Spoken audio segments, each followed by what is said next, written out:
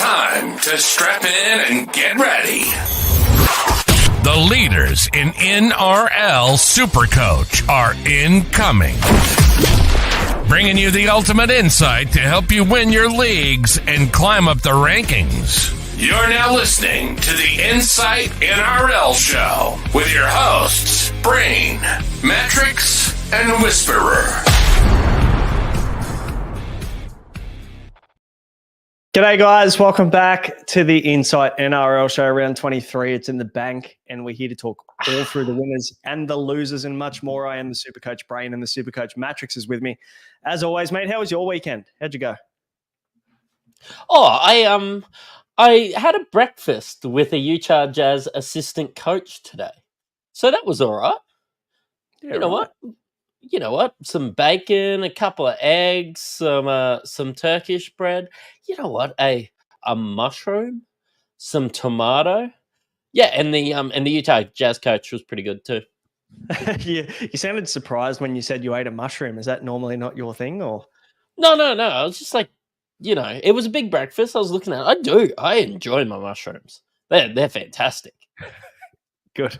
Better than my fucking Supercoach team this week. I'll give you the red hot tip. Guys, the show, as always, is brought to you by the Standard Squeeze and Ryan from Astute Newstead. Let us know how you went in the chat. Drop it in the comments. Let us know your score. We see some scores coming in already. We've got Swift AU with the 1357. Deadly's not happy about his NFL draft pick by the looks of things with the 10th pick in the first round, which is great. It went live 3 minutes ago. So if I look distracted, I'm just Googling who to pick. So just Googling, should I take Saquon Barkley in the first round this year? That's the question. Yeah. I've done it before. I know you have. Corey 1251, Scorched Earth 1251, Raymond Crane 1268. So the big one here though, Sam Caulfield 1501 with the captain on Ponga. Very well played, sir. Very good score. I scored 1178 this week. Pretty ordinary week, mate. But you know what? Everyone can come and they can laugh. They can laugh at me. I'm more than happy to be the butt of everyone's jokes tonight because I captained Greg Margiu. I was very close to captaining Turbo, and it's ended up costing me about 170 points and probably 3 head-to-head finals wins. So yeah, we love Supercoach. How'd you go? Yeah. 1269 giggity. Captain Cleary, vice-captained Munster into Cleary. Everybody went all right for me. I actually held all my Roosters, so I was expecting a bit more of a down week. And it was actually relatively mid, I would say even above par with what I've seen. I brought in Xavier Willison for his 72, was super high on him. Didn't actually have a bench player. I had to play absolutely everybody from, Jake Tungo. I was happy with his 40. Osaka's been disappointing, but holding Tedesco, Manu, Dom Young, and Crichton and still cranking out a 1269, I'm actually genuinely happy. Yeah, 1269 should be green arrows. You'd like to think. Where are you sitting rank-wise? Mid-fives? Like 5,000, 5,400th or something, yeah. You should see green with mid-12s, I'd like to think. I have seen some big scores, though. Sam just popped in the chat, 1367. It's getting to that pointy end now where obviously every week matters, right? I think maybe my thinking this week and my head-to-head priority kind of got me a little bit this week by thinking I had a week in the bank. I finished second in 4 comps and 4 comps and third in 2 comps. So I was like, I get another crack next week anyway. So I took a bit of a risk and it didn't pay off this week, which is going to hurt me in more than one way. But that's Supercoach. That's a risk you take, unfortunately. But don't judge me on my team. Judge me on my advice. At least I got one right by saying To'o over Karaz this week. We also said last week on the TLT pod not to get Val Holmes, and that seemed to play out okay as well. But then I also in the Q&A pod said to sit Max Plath over Kai Pearce-Paul. So, you win some, you lose more, gamble responsibly. But it's a funny game, isn't it? Xavier Willison bailed me out a bit. He was sitting on 40 odd, and I was like, mate, he's just going to crank out 50, 55. Got the try, got the line break and everything, all like in garbage time. But yeah, anyway, that's he is always a chance of scoring a try. That big bloke. So Big you bloke. take it. Bit of Terrell May about him, isn't there? You know, you just Yeah. know that there's something that's going to happen around him, whether it's a guy that's going to be able to find a gap either side of him or him himself. Yep. Yeah, I agree. Keep dropping the scores in, guys, as you drop in live, and let us know how you went. But, mate, how'd you go in Mixer, by the way, before we jump into the teams? Oh, up and down. I would say it's a little bit of a mix. I got my Good one. I got my female captain right with is it Georgia Hale? Again, I've captained her most weeks. She got me 128, which I suppose is 64. Had Lauren Brown, as did most. Cleary had Ponga, who scored very well. I think he was one of the top scorers as well. Went with Izzy Kelly instead of Jess Surgis, which hurt me a little bit. And Jeremiah Nanai, which was my little bit of a pod, did not work out. No, not quite. Not quite. I had Keon this week who got 25. I had Samaima Taufa from the Raiders who got 36 and I boosted her, so that didn't play out too well. I had Lauren Brown as well. Jess Surgis did well this week with a 76. I captained Cleary. I think it seemed relatively safe against the Eels, but only 54 for him. And Ponga 61. So not too shabby. 376 I finished on. So not great. I got 388. Just pipped you. There you go. Got me in With more Nanai. ways than one this week. We'll have to see what Josh got. I'll quickly look it up in the background because there's every chance he might have got the crown 2 weeks in a row here, and I'm sure we'll hear about it. Yes, our DMs do usually go off when he scores really well. Yeah, that's right. Mate, let's rip in. Hey, let's have a chat about the first game on Thursday night. Storm 28 beat the Rabbitohs 16. Cam Murray seems to be back to what we would expect from Cam Murray, which is great. I mean, look, a lot of our advice, isn't it, Matty, going to be tough over the next 4 weeks because, like, no one really has any trades they would like to use through this period. Unless you've got, like, 4+ trades at this point, you're not really using any next week at all. Yeah, we're going to give suggestions if you do have the trades. But, yeah, my mindset does seem to go that way as well. Of course, when Cam Murray was 500K, he was always somebody that's good to bring in. Still probably a good guy to bring in next week. He's might be 540, 550. Oh, 100%. If you've got trades and you've got a spare slot in your 2RF that you would like to bring someone in, very, very keen to bring in Cam Murray. I'd be looking at Cam Murray, especially over Keon now. I think Kalama Matangi's maybe his minutes are dropping back a tad now that Cam Murray's starting to get into his work again, which is, it's probably what we expected, but it's just not ideal, is it? So, yeah, those Keon owners are going to be probably, having to scrape the bottom of the barrel there and maybe having to be selective about whether they play him or not moving forward because he only scored, what did he score in Supercoach? 34. But you've got all those other big second row forwards, like your, I nearly said Hudson Young, like your Eli Katoas, your Hamolis, your David Fafitas. There's one more big guy in there. Nikora? Yeah, Nikora. Yeah, you'd probably play all those guys over Keon Kalamatangi with what we've seen in this one. Yeah. I mean, it looks like Cam Murray was solid for the Rabbitohs. Damien Cook, 53, a little bit under his season average again. So that's 2 weeks in a row we've seen probably subpar scores from Cook. But again, no hooker, is really lighting the world on fire when we're talking about top % owned hookers. Harry Grant got 39 this week. So he's outscored him. Jai Gray with a 45, probably looming to be a bit of a trade out now, isn't he? 5'8" fullback, depending on what position you have him in, you've got a couple of options to move him on, but I'd say now's the right time, right? Yeah, surely you have him at 5'8", and there's some guys that you can jump across to. So we'll have a chat, probably a bit more about that on Tuesday, but he is a really nice price to go sideways to someone. Still makes money this week. So still 530K. And even, his opposite number in this game as 5'8" come along, like your Cam Munsters, even though he's been disappointing, even though he's probably going to get rested and stuff, you'd rather look at your team at the end of the year and see a Cam Munster than a Jai Gray. Yeah, absolutely. I think Jai Gray to Cam Munster would be the play nearly sideways. You could probably make money off it next week, which is just wild to think. But yeah, that could be the play. Other than that, mate, not really much else. Cody Walker, 37. What do you do with him? If you've got him, you just have to ride the wave. Yeah, I'm sort of in that funny spot where I was regretting trading him to Cam Munster, but when I have a look at this, at least I got a couple extra points. But yeah, Cody Walker's a hold. He was playing the Storm this week. Let's not overreact. He was injured into the Storm. Rabbitohs don't have that many good matchups because they're not great, but I think that we can expect Cody Walker to average 50 or 60 till the rest of the year. And a good point by John in the chat, Jai Gray playing the Tigers next week. Look, I mean, that's all well and good, but I thought, Greg Margie was going to be a nice matchup against the Tigers this week, and look how that played out. It just, fullbacks are a little bit more foolproof, really. So you can probably rely on a fullback a little bit more than you can rely on a winger. But in saying that, it's not, the Rabbitohs haven't exactly been playing amazing football either, but the Tigers are a good matchup. You are right. That's a good point. And same with Cody, for those of you mentioning him in the chat. Look, it's probably a luxury trade, what we would consider to be a luxury trade if you do trade it out any of these guys, but, to get a primo in and set your team up, that's what you got to consider. Storm, Meany, 87, Warbrick, 82, Pappenhausen, 70.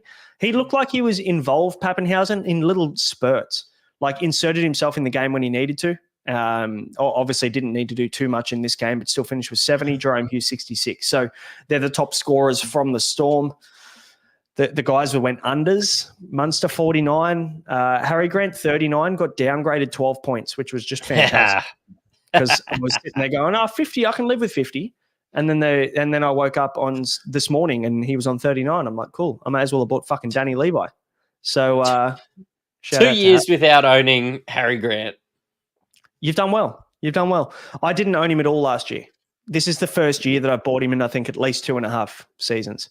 And I'm not going to say I regret it because he still averaged fine. But the fact that I paid $750 at the start of the season is a regret. I would have rather get someone like an Api Coruscant that was like $570 to start the year, and it would have freed up $180K for my starting team. So who knows what that would have done for me. But anyway, that's Supercoach. But otherwise, mate, anything else to mention here on this Storm Rabbitohs game? No, not really that I can think to mention. Jacob Gagai for those that tried to play him a little bit, but nobody else is playing any of that, and we can head into Friday night's games, which did not go the way that I expected. Sharks 44 defeated the Titans 0. I have been impressed with the Titans of late, and they did not turn up. They just didn't get off the bus, as you'd say. Yeah, no, they did not get off the bus. They were $1.52 favourite against the Sharks in this game where they had no Braden Trindle. They had their Blake Brayley, their starting hooker, playing in the halves. Cam McInnes at 9, which is fine, but you just think that the creativity would have been a bit of an issue, but it didn't look it at all. They put 44 points on them, but the Titans were woeful.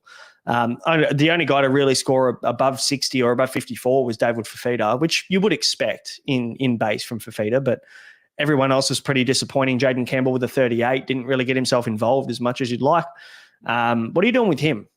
Well, Brimson was the biggest letdown, but I would assume most people would be jumping off by now. But I'd say that people probably held on to Campbell with the goal kicking. What are you doing with him now? Are you just moving him on? I was a Jaden Campbell non-believer, and I told everybody not to get him, and it was scores like this as to why. Of course, I regret not getting him. He touched 800K. You probably have to burn a trade to get rid of him, even if you've only got 3 or 4 trades, because you can't let, he's going to be, what's he going to be? He's going to be 690K. You can't let that be 500K at the end of the year and just pumping out 38s. Cody Walker could outscore Jaden Campbell through this period. You've probably just got to bite the bullets and trade him out. And yeah, that is true, RJ. You don't get points for his goal kicking when the Titans don't score points.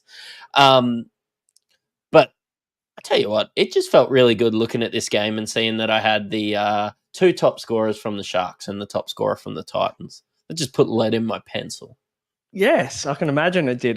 This Kale Ero bloke continues to just ruin my season. When I had him, I played him and he got 45 to 55. And then as soon as I traded it, I'll tell you what he scored since I traded him. Because I think if I can get it up on the screen very quickly, could break even at 26. Fucking hell, he's still making money. I traded him after round 18, 56 versus the Titans. And then he's gone 78, 84, 87.94. So you can consider him locked in for 100 next week if that's the pattern. I wanted to get rid of Iro so bad. It was one of those trades that I'd like penciled in, week out, and then I was like, fuck it, he's scoring 55s. That's not bad for your center wing 7. Well, he's about, with the way that Asako's been going, with the way that Carraz has been going, he's probably my center wing 1, to be fucking honest. I mean, it's hard to argue with that. He's still he'd be mid 600s next week, which you'd never really expect for the way that he was. But like Rowan makes a good point in the chat. Iro could be a top 5 center wing for the run home to have, with the draw that the Sharks have as well. We've talked about meticulously, like how good the draw is for the Sharks for the run home. So definitely a guy you keep for sure. Niccolo was fantastic as well with a 96. Got himself involved with a couple of try assists as well. It seemed like he got a little bit more hands on the ball there with no genuine halves playing like that. They used him as a little bit of a second receiver, which was good. Hazelton also scored a try. Ramian scored a try, 88 and 84 for them. Even your dad's favourite player, Toby Rudolph, got himself a try in the 79. Death taxes and Toby Rudolph being in the start of Ian's Supercoach team every year. Yeah, love it. Good on him. He's getting the reward right now in round 23. So good on him. Good on him. He's in Paris at the Olympics, so he's probably not looking at his Supercoach team too much. So I wouldn't be either. That's fair. Good on him. Other than that, no real top scorers for the Sharks. No one you'd consider to be relevant anyway. So, mate, I mean, I didn't expect this scoreline at all by any means, but it just shows that the Sharks can get it done. They find ways to get it done. I mean, even when Nico was out, Trindle took over and they started to find wins again. People keep doubting the Sharks, and yes, they are flat track bullies, and I don't think much has changed since last year. They're not premiership contenders, but the draw is the draw, and they're still going to have some half-decent matchups regardless. And even if I don't consider them premiership contenders, just because I rank teams, honestly, I probably think it's Storm and Penrith, but I do think the Roosters are a better quality team than the Sharks, especially with Nico. Nico won't be back this year, correct?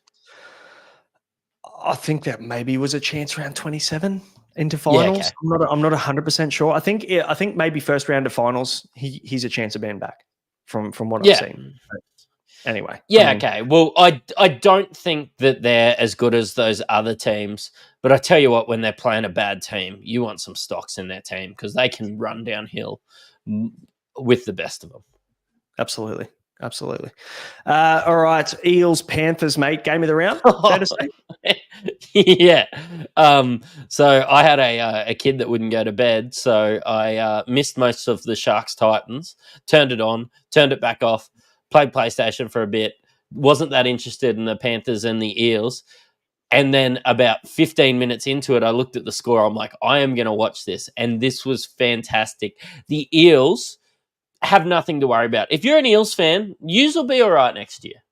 Because yous had the injury concerns this year. I know that Blaze Talagi kid's leaving, but look, Gutho was phenomenal. Lane started playing better. Maddo was good. Dylan Brown was good. Whether you've got Moses or whether you've got another half, the Eels will be okay.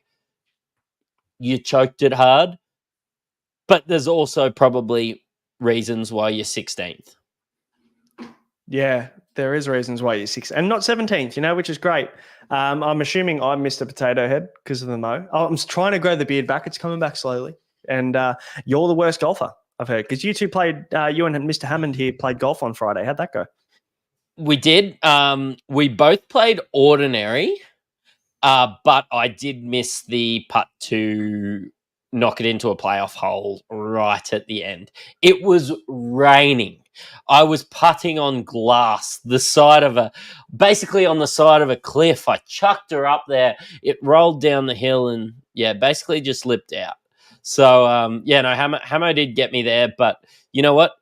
It was all about the beers. So we had a couple beers. I had a fantastic day. Hamo's a good bloke. It was good to just have it. Not be talking business. Just be hitting golf balls.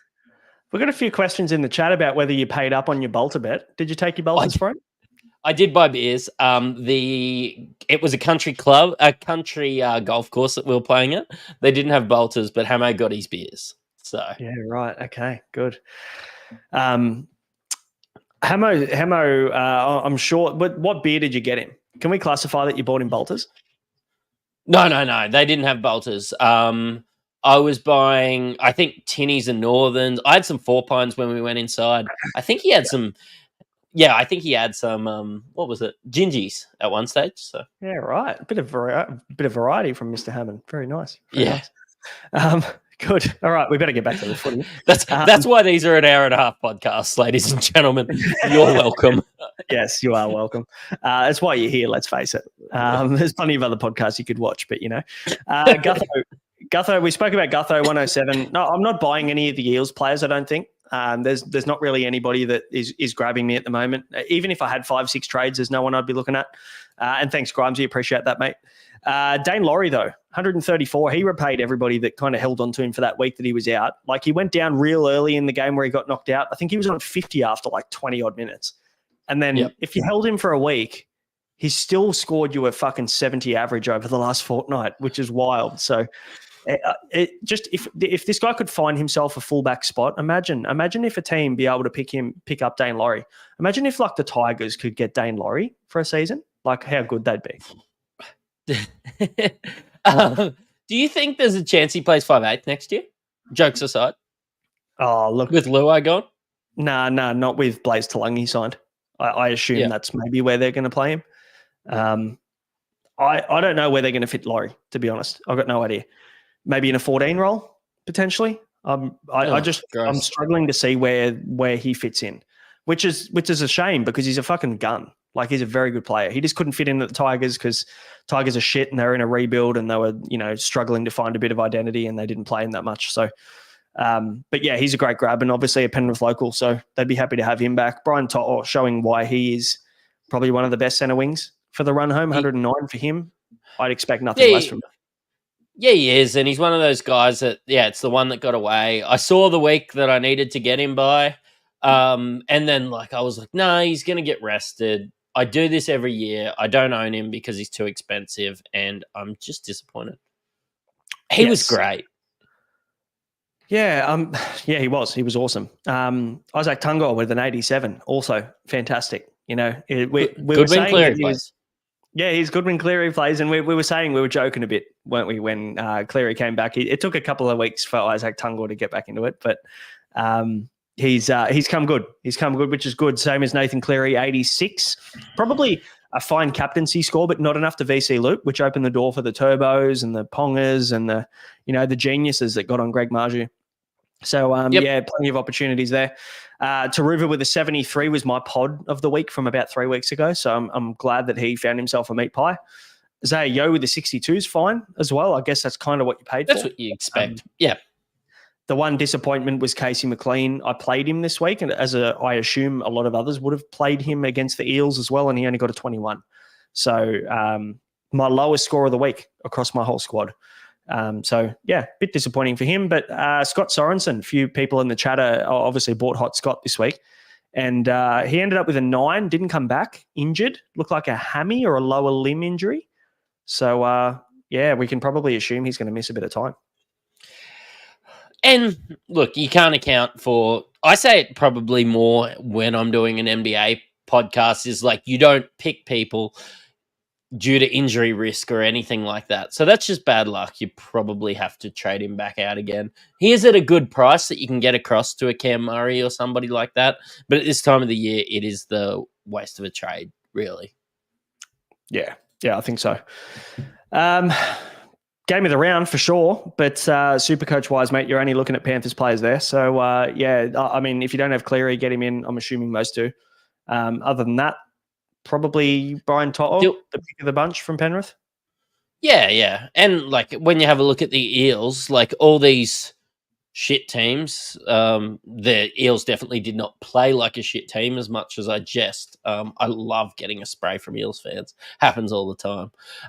But I'm a big Dylan Brown fan, and again, this is his flaw. You can be disappointed in your purchase of Dylan Brown, but when he just gets 54 and Like, he tries hard. When he just gets 54 in a game like this, that's fine. Tungo was fine with a 40, and Pod Hunters did all right with Gutho. So yeah, I mean, when you have to say a player tries hard, like that's what my missus says to me to make me feel good.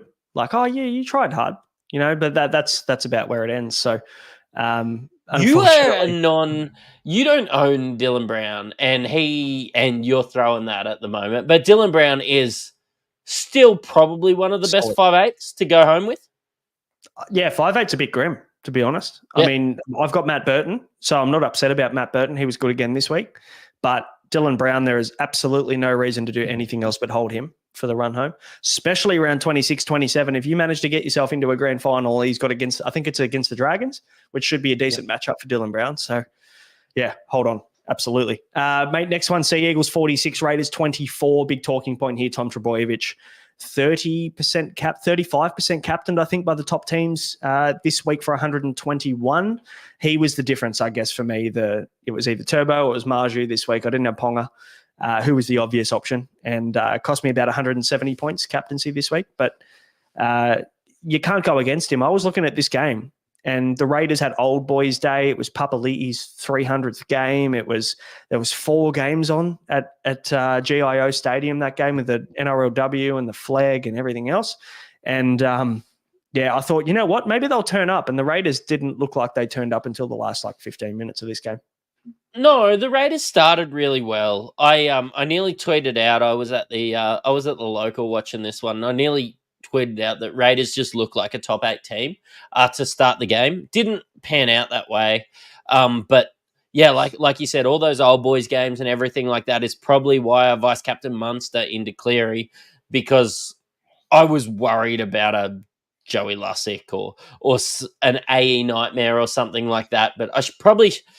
You said to me on the phone that you hate the fact that you changed last minute. If I didn't change last minute, it would have been Cleary into Turbo, and I would have got, an extra probably 80 points with my captain. But, I mean, Turbo's great. I'm so glad I own him. I don't have Ponga. I've got Turbo and Tedesco for the run home, and I can't complain. The Sea Eagles have great matchups, and having blokes like Turbo, Olakawatu, Garrick, fantastic. Even we had Pod Hunters in the chat saying they were adding Daly Cherry Evans. These guys would have been extremely happy. Oh, for sure. Absolutely. 77 for DCE, 114 for Luke Brooks. Lee Hopewadi continues to score tries on the wing there, 81 for him. Paseka, also a very popular buy, Taniela Paseka, this week. He was only 300K at front row forward. Oh, really? So people looking at him as a Payne Haas downgrade were very well rewarded with the 72 from him. Hamoli with a 65, Garrick with a 62, and then you got Saab and Gerbo with the 60 each. So, I mean, plenty of scores here. No real disappointments from well-owned players, which is good from a Supercoach perspective. And then KO Weeks with an 89 for the Raiders, and Joey Tarpany, most popular replacement for Payne Haas, with an 87, and sin bin for Descent in this game. So he not only did he lose 8 points from the sin bin, which would have had him up to 95, he also missed 10 minutes of potential scoring points as well. So he pretty much cost himself a guaranteed 100 by a bit of chirp. You know what? I like that in a player. You know what? Sometimes you just got to get out there and just let the refs know what you think. And Joey Taps, he's a leader out there. And even when the Raiders are going bad, look, Joey Taps is scoring points. I love that. Oh, he's a lock. For me, we're lucky enough to buy. He's a front row forward, but he's a lock in as a Supercoach pick. Okay. Yeah. You with me? Good. You just muted yourself accidentally, I think, just in case you went away. 80. Yeah. So 87 for him. I mean, if you didn't get on him now, I'm sure you picked up AFB. I'm sure you picked up Mitch Barnett, whoever it be. That you can't really go wrong there with those guys. But Tarpany rewarded all those people that purchased him this week. Otherwise, mate. Elliot Whitehead, 87, great. And Josh Papali'i scoring the first try in his 300th game. Nice little return for anybody who got on him on the punt. Big puppy. Yeah, big. And the nice little Joey Tarpany assist their try assist nice close to the line there for that try too. Front row forward to front row forward. Doesn't that get you Randy? Yeah, maybe a highly commended to your Tommy Starlings and your Hudson Youngs out there. Yep, pretty much. So solid from them, but otherwise, mate, we're starting to get to a point of the year where our teams are not looking similar, but like your Turbos and these guys, Homoli, potentially Garrick, Tarpany, they're all pretty well owned. So, and we don't have enough trades to go and get all of these pods in. So that wraps up that game, mate. And of course, before we move on to the final 4 games of tonight, we should give a shout out to our major sponsor, one of our major sponsors, the Standard Squeeze. For those of you that are looking to keep your drinks nice and cold in your little 4-in-1, or you want to go and measure the perfect pour, and you want to not have to carry glass bottles of vodka, bottles of bourbon in your bag there. If you're going to festivals, you go and hop on a boat, you're going fishing or whatever it be, you can see on Matty's screen there above his head, he's got his combo packs up there. Have a look how many I have. I need to fill a couple of those. I wouldn't mind a whiskey tonight. Yeah, treat yourself. You've earned it with your 1269 giggity. Yeah, I might duck out for one. I might have a little Maker's Mark before the end of the show. Nice, love that. You do disappear about 4 times a show to either go for a piss or fill up. So just make one of those trips. Love them. But yeah, for those of you that want to go and get yourself a 4-in-1 or a combo pack from the Standard Squeeze, you can go to their website, thestandardsqueeze.com. Use the code IFS15 to get yourself 15% off everything in store. And obviously, we give away the Squeeze of the Week to the highest score in the Unlimited League as well. And Matty's just filling up a nice little 30 mil nip of, I'm assuming it's the owner of the Standard Squeeze, Ash's homebrew. It's Ash's. Oh, lucky we've got another trip coming back. I hope Ash hooks me up again. Well, Mick's coming, isn't he? So I'm sure he's going to bring something good from Ash. Yeah. Sure. Has to. Thanks, bro. Love it. So go and get yourself some Standard Squeeze stuff. And Father's Day's approaching. It's like 3 weeks away. So if you want to get your old man something from the Standard Squeeze, use that code IFS15. They'll look after you. Mate, 5th game of the week. Your Broncos, they turned up. Everyone's writing off the Broncos. And you came and absolutely pulled the Cowboys' pants down. I'm assuming you're pretty happy. Never underestimate how much we hate the fact that the Cowboys and the Dolphins are on top of us. The Broncos have still never lost to the Dolphins. And I'm super glad we turned up for this one. Can I say that I didn't even really want to watch it? I'm a true fan. I sat down, I had a tinny, and I was going to watch it anyway. But yeah, look, I'm super glad we turned up, and it was our front row forwards. It was Tony Staggs. It was, Reece Walsh. We played really well. If we turned up like this against the Knights and some of those other teams, we might have still been in finals contention. I know, we still technically are, but yeah, when you have to rely on other teams to lose a lot, I'm not too excited. But look, the Broncos have proven that they can score a lot of points, which is still good for Supercoach. And my pod of the week, my guy that I was bringing in, my guy that I actually did a stats deep dive on, Xavier Willison, scored a 72, and I am chuffed. Should be happy with Xavier Willison, 72. Bit of junk there at the end, but the fact he got 50 minutes is the positive sign, I think. Yep. If you're seeing sub 40, you're kind of like, well, there's no bump there at all. But the fact he got the minutes is good. So still a playable option, still a buyable option next week. If you wanted to hold off a week to see what was going on at front row forward and you didn't make that move to trade out Payne Haas, then I think Xavier Willison or Taniela Paseka are probably my 2 picks at front row forward. If you wanted to make some cash and free up cash for other moves, that's where I'd be going. But, mate, otherwise, Corey Jensen scored a try with a 97. That's the first try he scored in fucking ages, apparently. I can't remember exactly. 7 years or something. Yeah, something like that. It's been a while. Dean Mariner also scored a try, 89. Reece Walsh, in the thick of things, as always, 85. Looked like he busted his wrist, though. I love Reece Walsh as a player, but the one thing he loves to do is parade an injury around the field and never go off. So you reckon there's a chance that this is going to hinder him, or do you think that maybe he'll push on? Trying to be diplomatic about one of the most exciting players in the game. Quite often he does look quite injured, and then he gets up and scores a try and does something kind of phenomenal. So yeah, look, I'm just going to wait for the team list and everything to come out with there. I wouldn't get too concerned about Reece Walsh being injured.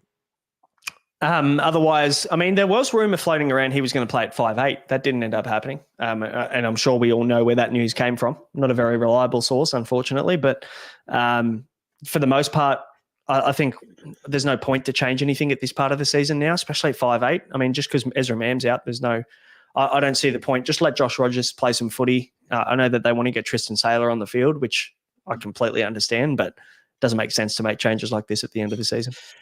No, not really. And Josh Rogers' kicking game has always been pretty good. I think Josh Rogers' value was a bit better when Renault was out than now. I know we lost when Josh Rogers played in the past, but yeah, look, give him his chance. Hopefully he can earn himself into a contract. He wasn't even in our top 30 up until about 4 games ago. But yeah, I suppose when we talk about the Cowboys, the guy that I could have afforded at front row forward was Ruben Cotter. I still would have been really happy with the 65, but yeah, probably glad I went with Willison in the end in this one.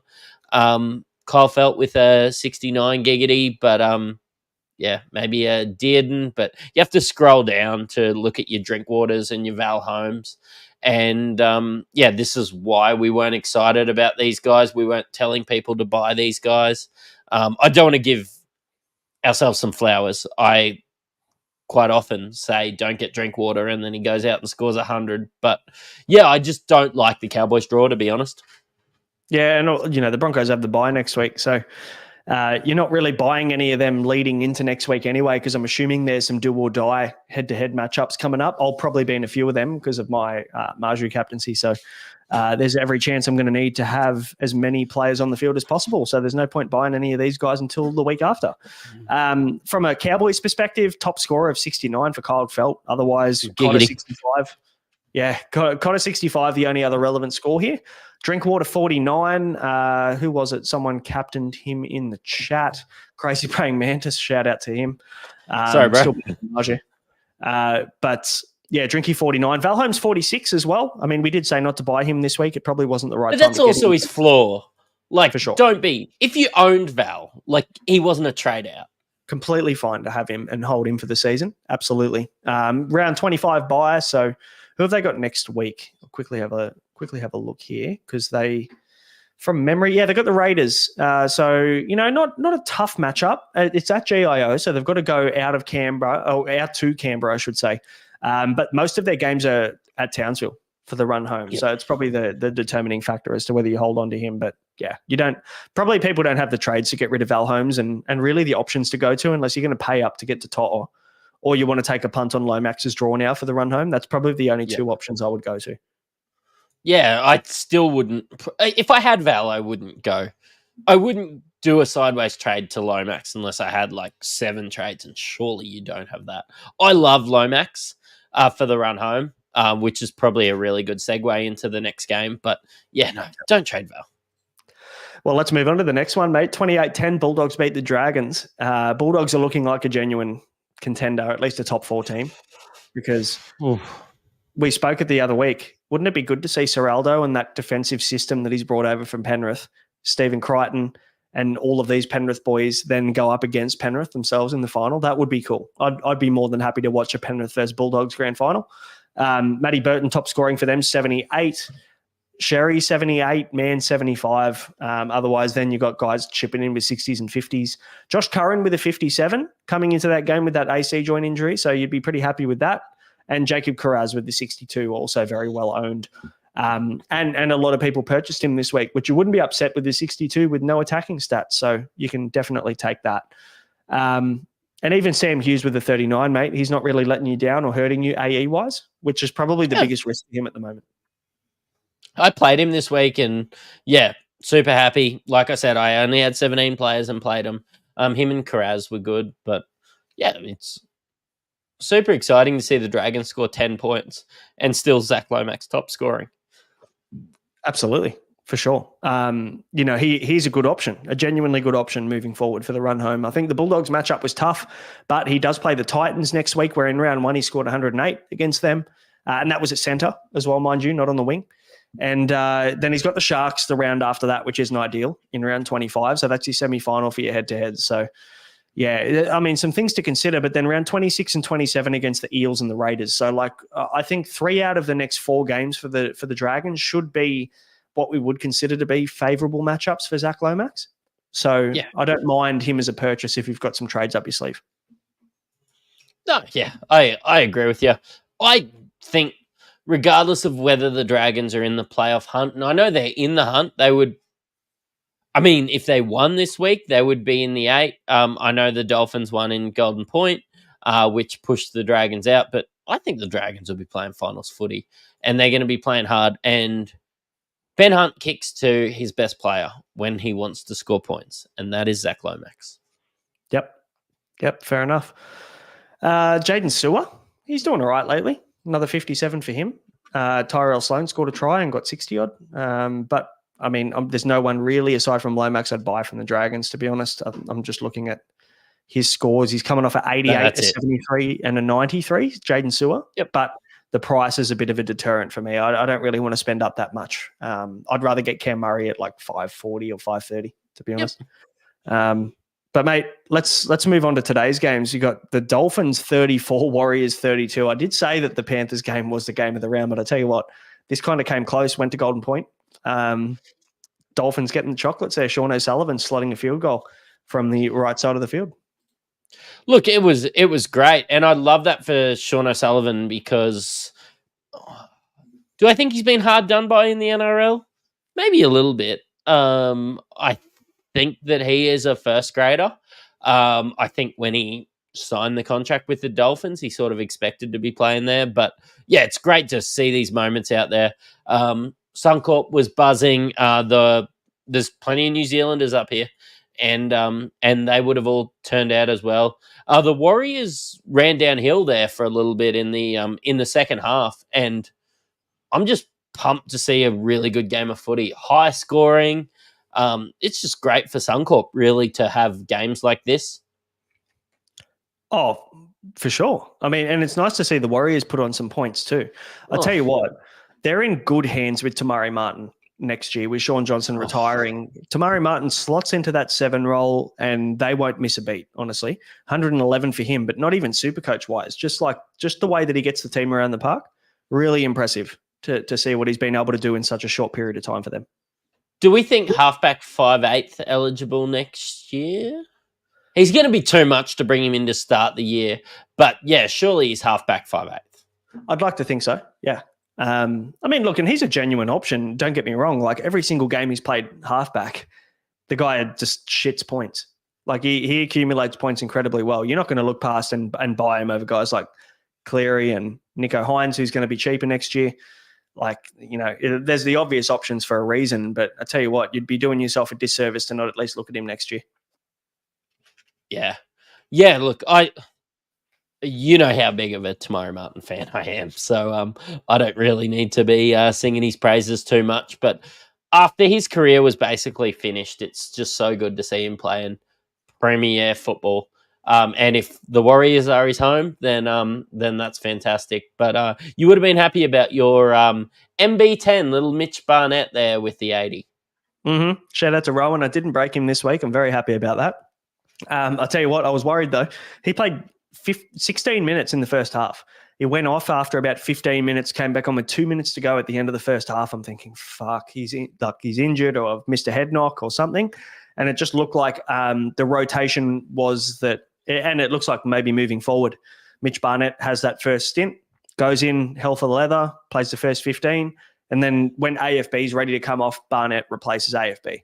So I think that because AFB was playing quite well, they just let that drag out a little bit longer than planned, but thank fuck, because, I can't afford another injury at the moment. But, Barnett with an 80. Very happy with that. Adam Fanua-Blake with a 61.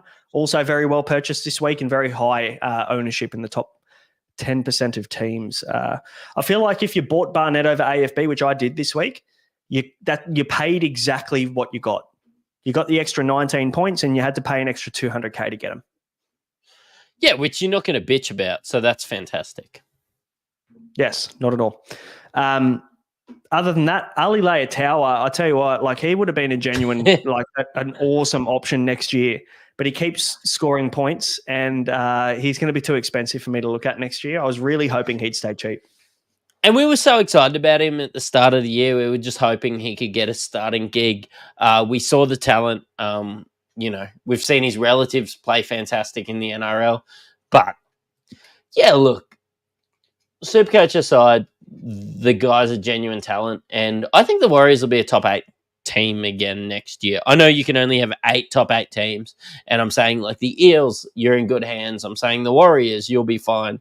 I, of course, expect the Broncos to be there again. But, yeah, look, the Warriors will be completely fine next year.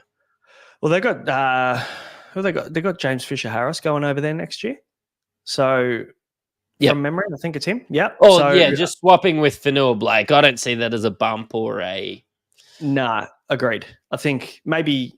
you're probably right. I don't necessarily see it as an up or a down. I think it's just a like for like.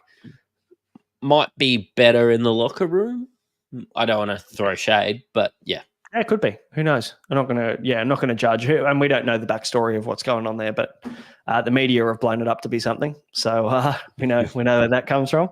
But aside from that, mate, Chanel Harris-Tavita, he was all right. Roger Tuivasa-Sheck continues to get fucking 40 to 55 every week. So, maybe good for next year if he finds himself in another position bar centre. I'll look at him, but nah, I'm not. This is him. Pretty much. Yeah. At his age. Yep. Chance 42. But other than that, Dallin 34. So, and these guys aren't... I thought Chance would probably be a guy that would not really be try-reliant to actually score well, and he wasn't at the start of the year, but he's just faded off into nothingness lately. He's been good. I needed a Chance 60 to win one of my drafts. I have a lot of stocks in C&K in my drafts. Just loved owning him last year. Wanted a piece of that in only fullback. So I took a late fullback in most of my drafts with the strategy to get C&K. And yeah, he's ruined me a bit there. But ruined me in one draft. I made it in the other. But yeah, look, it is disappointing. But I think C&K is the best fullback on this team. No matter how salty you are that RTS isn't playing there. So I think when I'm talking about a drop-off for Chance, it's up until round 15, he had one score under 65, averaging 80.4. And then since then, he's gone 36, 24, 36, and had that 92 last week against the Eels, and now he's scored another 42. So it's definitely down on what you would consider, which is good for next year. So I'm more than happy for these guys. I don't know no plummet in value, so I can pick them up. I just wish he had that center wing duel again. Yeah, that was the time, wasn't it? That was great. We won't say that again, unfortunately. But mate, what about the Finns? 128 for the hottest 100, number one in the hottest 100. Herbie Farnworth. Fuck, isn't he sexy? And he went over, looked great out there. Maxi Plath there with the 98. Your favorite hooker? Yeah, I mean, look, I do like other hookers as well, but from a football perspective, Max Plath, he's got to be up there, doesn't he? I traded. No, I actually didn't buy him at all in Supercoach this year. He's the one that got away for me. Him and Jaden Campbell are the two guys that I should have bought that I didn't. And I traded him in fantasy about 3 weeks ago, and it seems like as soon as I trade players out in fantasy or in Supercoach this year, they're just going to run. Kailero and Plath leading the way. I've got Cleary and Plath there in the halves, and I probably wish I captained Plath this week. But he's your favourite player's favourite player. But I actually hate how much I like some of these Dolphins players when I look at, your Herbies, your Plath, your Nicarimas, your Asakos. But I think when you have a look, like not too many people are owning Cody Nicarima for his 91. You're happy as an Asako owner. I'm a little bit disappointed because I saw him at 50 at halftime and finish on 64 and, take the slot to win the little 2-point field goal that you would have hoped that he would have got. But, yeah, Pangai Jr., set for France now, but a 51. Disappointing if you're a Hammer owner at 46. I know there were some pod hunters out there that got him. And, those few people that still own Jack Bostock. He just kept rolling. But, today they just went the other way, which they're going to happen, or Herbie didn't pass it to him. Yeah, it's a kind of pretty standard, isn't it? That sometimes you're attacking a weaker side in defence and, you get a couple of results from that side and you just keep going that way. And it was like against when they were peppering the Broncos last week when they peppered Dean Mariner and Corey Oates and they just kept going right. So naturally that was going to happen. Unfortunately, Jaden Campbell and, Khan Pereira and Fafita are the ones that suffer in games like that. So just is how it is. But just like today when they peppered Fletcher Sharpside instead of Greg Marju when the Knights defeated the Tigers 34-18. It's probably one of your better segues, to be fair. Thanks. Thanks. I was actually pretty proud of that. It was good. Ponga 130. I mean, I like to say we call a few things. We get a few things right. And Ponga captain of the week, buy of the week, felt like an obvious option, but there was the decision for people to make between Ponga and Turbo, and it didn't really make a difference this week. But I'm interested to see how that weighs up for the run home because, Ponga's draw is elite and he's a good option. Yeah, and my thing was the fact that I was sitting Tedesco on the bench. Do I burn a trade and go Ponga and then forego Tedesco for the rest of the year? Look, I had a good score. I won most of my matchups and I got to hold James Tedesco. I'm not going to be disappointed, but when I see Kalen Ponga, when they're scoring 34 points, banging out 130, looking electric, he is a guy that you want to own, isn't he? Yeah, absolutely. Fletcher Sharp also, not a guy you'd want to own because I don't know whether this is going to happen every week where he scores a million tries, but they just kept going right. It looks like what they were doing was they stacked the left, their right side defense because they saw Ponga and Marju last year and they know that that's such a threat that they just stacked that side so that, Marju wouldn't get any space and they just went the other way. Yeah, and also, IJ no sin bin for the Tigers this game. What the fuck? Like, isn't that something that has to happen every week? I thought when I saw Appy Coruscant score that he must have got sent for 10 in the bin. He could have been. Kai Pearce-Paul, 63. Good from him with minimal attack. Offloads are electric from Kai Pearce-Paul. I'll never own this guy ever again, but yeah, his offloads are good. Yeah, yes, very good. Dane Gagai was my pod of the week with a 60. I thought he was going to score more than that this week, so a little bit unders.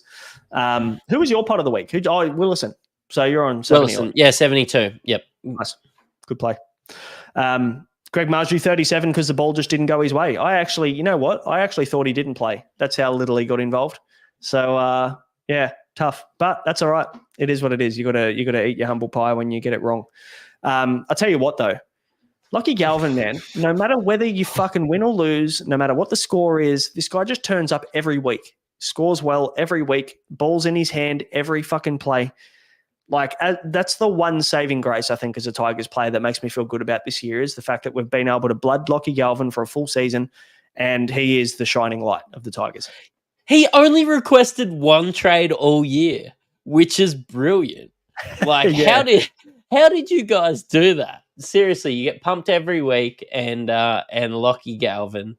Look, I think even the Roosters aren't peppering him with contracts anymore. I think Lockie Galvin will be maybe your 13 of the future, but if he's out there, like Luai's a number 7 now, he has proven it with Cleary being out, which honestly, seeing that gives me a bit more confidence in the Tigers. There's going to be plenty of Supercoach opportunity in the Tigers next year.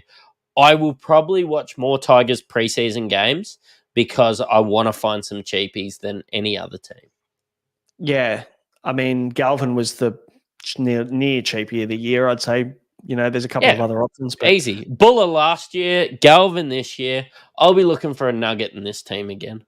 For sure. Adam Dewey had a couple of weeks rest. He came back for a 51. So good from him. Isaiah Papali'i, decent, I guess. He's probably checked out, ready to go to Penrith for next year. So I also don't blame him. And that's good from him. And also a guy that I'll be looking at in round 1 next year is Isaiah Papali'i at a very severely depleted price in comparison to what we know him to be. 568K, 42 break even, so about 575 next week or 570. Hopefully we can get him for sub 600 next year, because I reckon he's a guy you're going to want to slot into your 2RF, I think, pretty much from round 1. Yep, I am with you there. Dream Buller was one of those blokes that were a lot better on the eye test and when you watched him play than Supercoach-wise. And I know there was a lot of people that had Semi-Finu out there with a 41. Again, sort of one of those situations where you're happy not to own, but if you're getting 41 from your guy that you paid 300 odd at the start of the year, then you're fine. But you have to scroll down a bit for Apisai Coruscant. Look, when they score 18 points, I actually expect him to score more than 38. I'm disappointed. Yeah, it's tough. I mean, him and Grant kind of scored the same this week, so it doesn't really matter, does it? Like, I feel like Coruscant, Grant, Cook, Robson, Marnie. Am I missing anyone? They seem to be the 5 hookers, I guess, that are well owned. Oh, but like we didn't even mention Reid Marnie with the 24 this week because he has been such a non-factor in the last 4 weeks. Like, yeah, it was a masterstroke to have Reid Marnie all year, despite maybe being disappointed. I was disappointed last year. Sorry, I don't want to put words in people's mouths. But, like, Appy is a leader and he gives 110%. And, like, I don't see Reid Marnie pumping out 100s, whereas there's a chance with Appy, and that's the way that I play Supercoach. Yeah, always high upside, right? Like, we're looking for players that can get you 120 versus a guy that'll just get you 55 to 70 every single week. So, but yeah, I mean, look, you're going to get those down scores when you're picking a player that plays on a bad team. So that's unfortunately what's going to happen from week to week. That's the risk you take with guys like He's Appy. One of the only guys I held all year this year. Ooh, that's a good question. I don't want to put words in my mouth, but Appy is one of them that I've just kept all year. I've had Lussick since not very long in the year. I've had Angus Crichton all year. I've had Sam Hughes all year. But yeah, Appy's probably just one of those blokes. Tedesco? Looking through my team right now at players that I've had all year, and Harry Grant is one of them. Lockie Galvin is another. Or Dylan Brown for me. Yeah, centre wing. So I traded out Dylan Brown twice. I traded out Kalen Ponga twice. Those are the only 2 I think that I've had all year. Galvin and Grant. Everybody else I've traded out. And I feel like this year has been a little bit of an outlier in the way that I play Supercoach. Normally I would probably be persistent with a lot more players, but I feel like I've more aggressively traded this year. Normally I'd have like 5 trades left by now. I'm usually pretty conservative with the way that I play, and I've had to manage injuries and shit picks. It's because Josh was on the podcast with you. He's pretty aggressive with his trading. Pretty convincing too. Yeah. I think Josh is very aggressive in his trading, which I respect, which is why he's probably got so many top 1,000 finishes. But I'm usually relatively conservative, and I just finish in the top 6 or 7K every year, because I don't chase that upside. I don't overreact to one score. But yeah, I wonder if that sort of had a hand in it. Yeah, it goes both ways, right? Like, if you're taking that approach and going super aggressive with trades, it can get you in the top 100.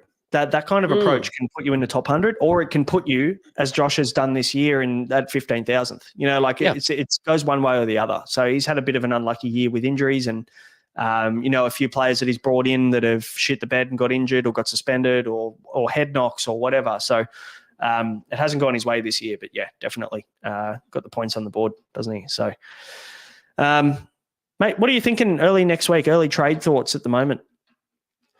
I don't think I need to trade with 1269 having to sit Angus Crichton, Dom Young, Joseph Manu, and James Tedesco. I am extremely confident in my team, and with those head-to-head matchups that I've made now, I don't have a Cowboy in my team, so I'm not worried about that bye.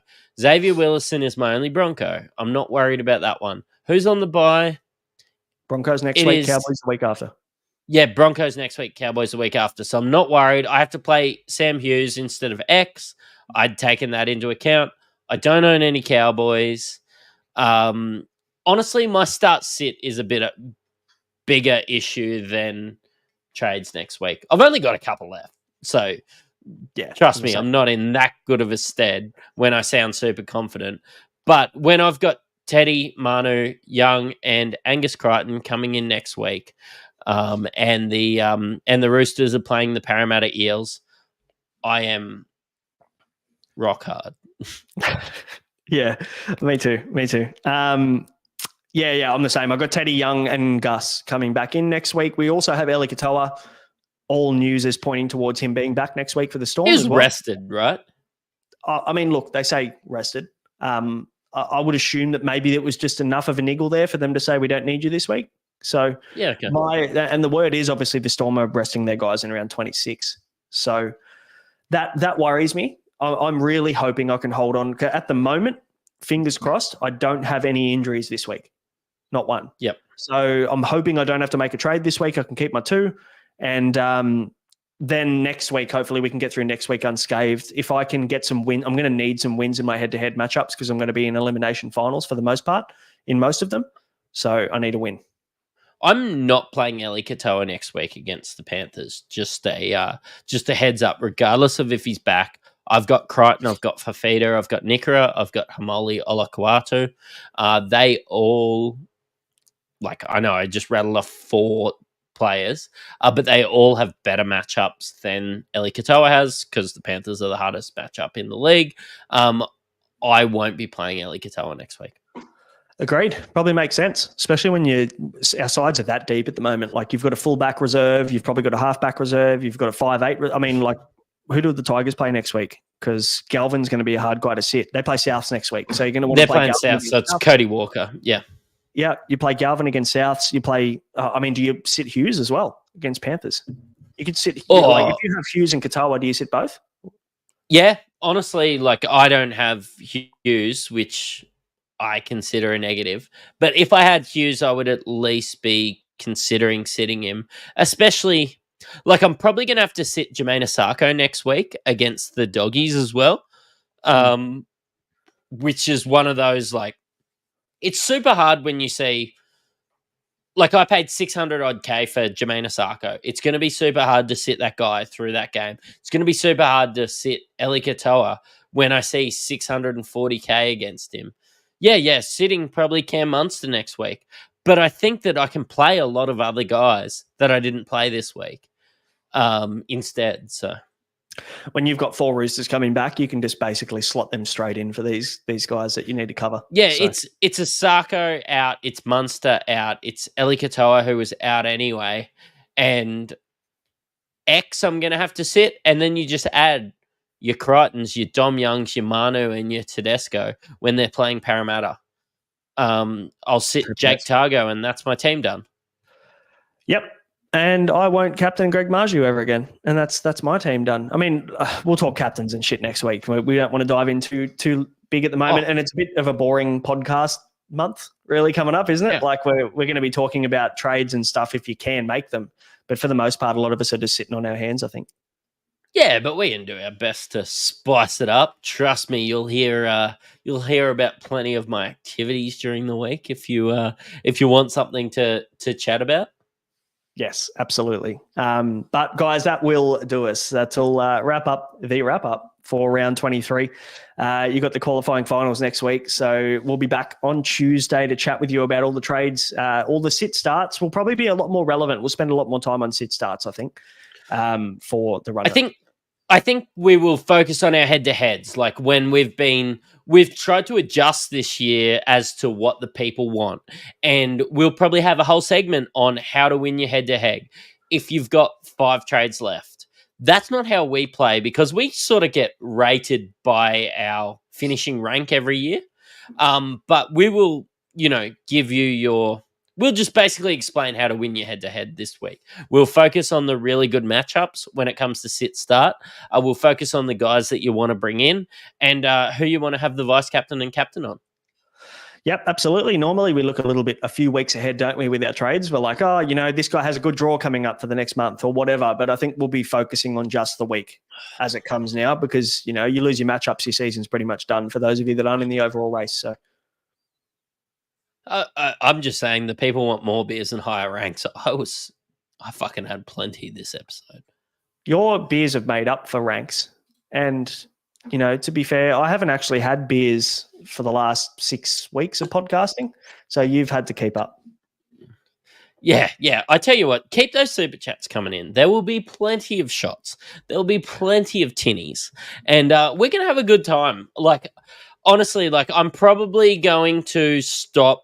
I'm running out of trades. So I'm going to be heading to my NBL prep. And maybe that's a little bit of a hint to watch my NBL show. I approach it exactly the same. There will be plenty of tinnies happening there. But yeah, look, watch our NBL show. But as we run out of trades, we're going to have a really good time here on the NRL show because we don't have trades. Mm-hmm. It's always a good time, isn't it? So, yes, guys, that'll do. We'll wrap this one up. We'll see you on Tuesday night for the TLT podcast and enjoy the first couple of days to your week. We'll catch you then. Have a good one. Cheerio.